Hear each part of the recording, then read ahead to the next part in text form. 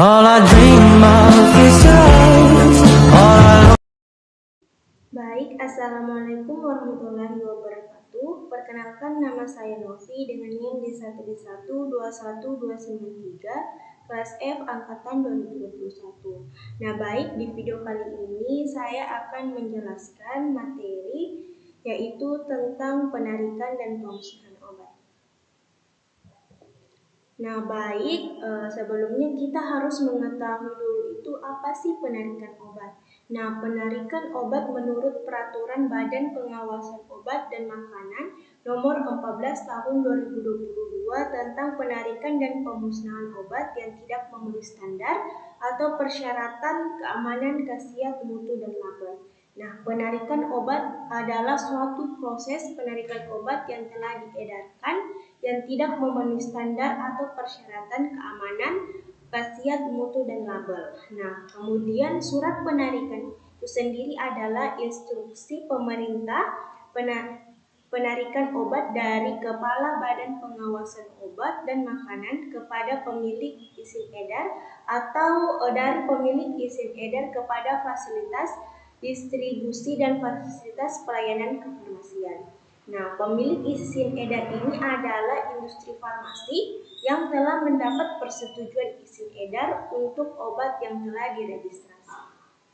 Nah, baik, pemilik izin edar wajib melakukan penarikan terhadap obat yang tidak memenuhi standar atau persyaratan keamanan, khasiat, mutu, dan label, baik dengan cara penarikan wajib dan penarikan mandiri.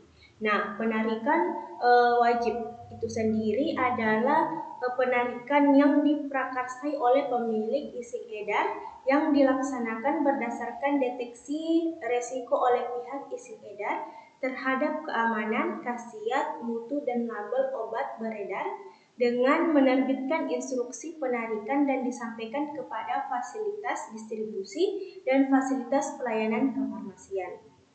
Nah, penarikan wajib merupakan penarikan yang diperintahkan oleh Kepala Badan POM berdasarkan yang pertama itu ada hasil sampling dan pengujian, kemudian yang kedua sistem kewaspadaan cepat, yang ketiga hasil verifikasi terhadap keluhan masyarakat, yang keempat hasil kajian terhadap keamanan atau khasiat obat, yang kelima temuan hasil inspeksi. Kemudian yang keenam masa berlaku izin edar yang telah berakhir dan tidak dilakukan perpanjangan izin edar. Kemudian yang terakhir izin edar termasuk EUA atau Emergency Use Authorization atau izin edar darurat telah dicabut. Nah, kemudian apa sih itu Emergency Use Authorization? Yaitu persetujuan penggunaan obat selama kondisi kedaruratan kesehatan masyarakat untuk obat yang belum mendapatkan izin edar atau obat yang telah mendapatkan izin edar dengan indikasi penggunaan yang beredar atau indikasi baru. Nah, kemudian dalam hal akan dilaksanakan penarikan mandiri, maka pemilik izin edar wajib menyampaikan informasi rencana penarikan obat tersebut kepada Kepala Badan POM, paling sedikit memuat informasi yang pertama identitas obat yang akan dilakukan penarikan, kemudian yang kedua alasan kenapa obat tersebut akan dilakukan penarikan, kemudian yang ketiga penetapan kelas penarikan, kemudian keempat, jangkauan penarikan. Nah, jangkauan penarikan obat ini dilaksanakan pada yang pertama itu fasilitas distribusi meliputi perdagangan besar farmasi dan instalasi farmasi pemerintah. Kemudian yang kedua, fasilitas pelayanan kefarmasian meliputi apotik, instalasi farmasi rumah sakit, instalasi farmasi klinik, dan pusat kesehatan masyarakat dan toko obat. Kemudian yang ketiga itu tempat praktik mandiri tenaga kesehatan, kemudian yang terakhir itu masyarakat. Nah, obat yang ditarik dari peredaran atau rental dapat disebabkan oleh mutu produk substandar atau obat berpotensi menimbulkan efek yang dapat membahayakan pasien. Nah, rumah sakit harus memiliki sistem penarikan kembali yang meliputi identifikasi keberadaan obat yang dirental di semua lokasi penyimpanan di rumah sakit, Kemudian penarikan dari semua lokasi penyimpanan dan pengembaliannya ke distributor. Nah, rumah sakit memastikan bahwa proses rekal ini dikomunikasikan dan dilaksanakan secepatnya untuk mencegah digunakannya produk yang direkal. Kemudian penarikan perbekalan farmasi yang tidak dapat digunakan, produk yang isi edarnya dicabut oleh Badan Pengawas Obat dan Makanan atau BPOM yang harus dilaksanakan dengan cara yang sesuai dengan ketentuan peraturan perundang-undangan yang berlaku. Untuk materi selanjutnya yaitu pemusnahan obat. Nah, pemusnahan obat itu sendiri adalah suatu tindakan perusakan dan pelenyapan terhadap obat, kemasan, dan label yang tidak memenuhi standar atau persyaratan keamanan, khasiat, mutu, dan label sehingga tidak dapat digunakan lagi. Nah, pemusnahan obat ini dilakukan sesuai dengan ketentuan peraturan perundang-undangan dengan memperhatikan pertama itu tidak menimbulkan penurunan kesehatan bagi manusia, kemudian yang kedua itu tidak mencemari lingkungan. Nah, pemusnahan obat dilakukan oleh pemilik izin edar dengan disaksikan oleh petugas dan membuat berita acara pemusnahan. Nah, berita acara pemusnahan itu sendiri berisi tentang yang pertama itu hari, tanggal, dan tempat atau lokasi pemusnahan, kemudian yang kedua pemilik izin atau tanda tangan dari pemilik izin edar, kemudian yang ketiga saksi pengawas atau tanda tangannya, kemudian yang keempat pihak yang memusnahkan jika ada, kemudian yang kelima saksi lainnya jika ada, kemudian yang keenam nama obat yang akan dimusnahkan, kemudian yang ketujuh bentuk sediaan obat itu apa, kemudian yang kedelapan nomor izin edar, nomor EUI dan atau nomor persetujuan spesial scam.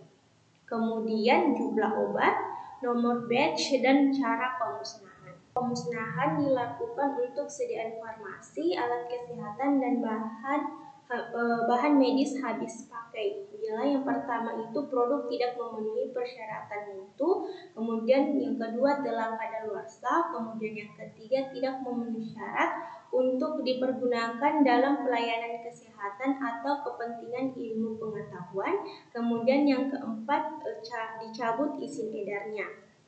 Nah, kemudian tahapan pemusnahan obat itu sendiri terdiri dari 5. Yang pertama itu tahapannya 1. Membuat daftar sediaan farmasi, alat kesehatan, dan bahan medis habis pakai yang akan dimusnahkan. Kemudian yang kedua, menyiapkan berita acara pemusnahan yang telah saya jelaskan di atas tadi seperti begitu. Kemudian yang ketiga, mengkoordinasikan jadwal, metode, dan tempat pemusnahan kepada pihak terkait. Kemudian yang keempat, menyiapkan tempat pemusnahan. Dan yang kelima atau yang terakhir itu melakukan pemusnahan disesuaikan dengan jenis dan bentuk sediaan serta peraturan yang berlaku.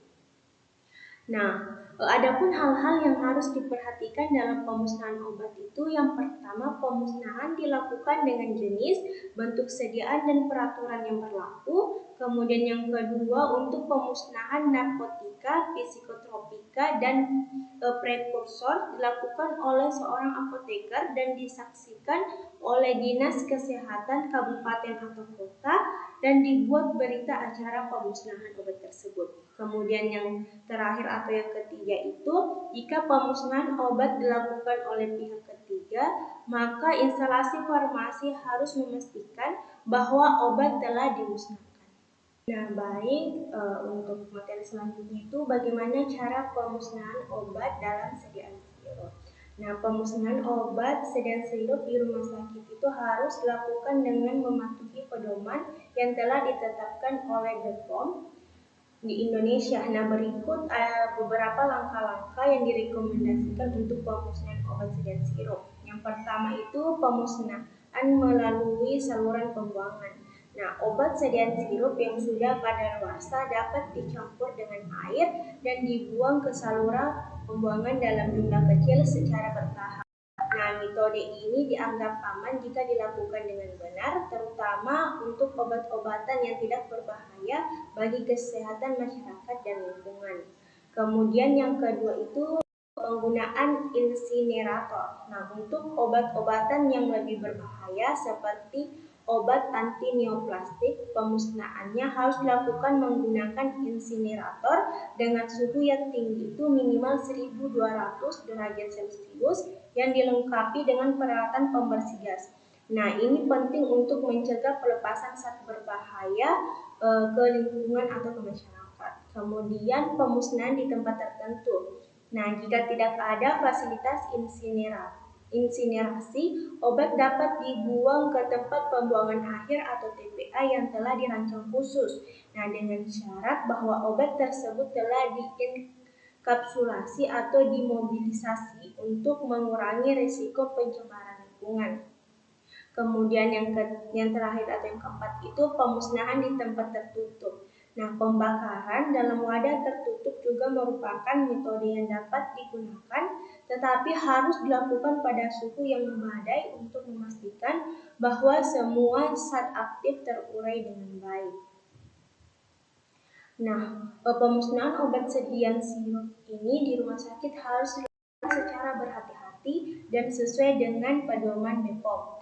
Nah, metode yang digunakan harus mempertimbangkan jenis obat serta potensi berbahaya terhadap kesehatan lingkungan. Selalu penting untuk melibatkan pihak yang berwenang dalam proses ini untuk memastikan kepatuhan terhadap regulasi dan perlindungan masyarakat.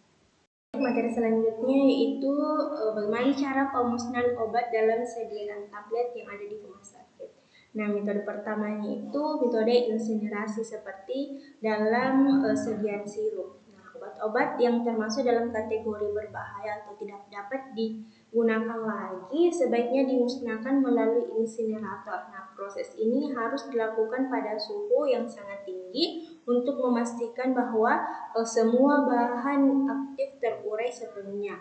Nah, kemudian yang kedua itu penggunaan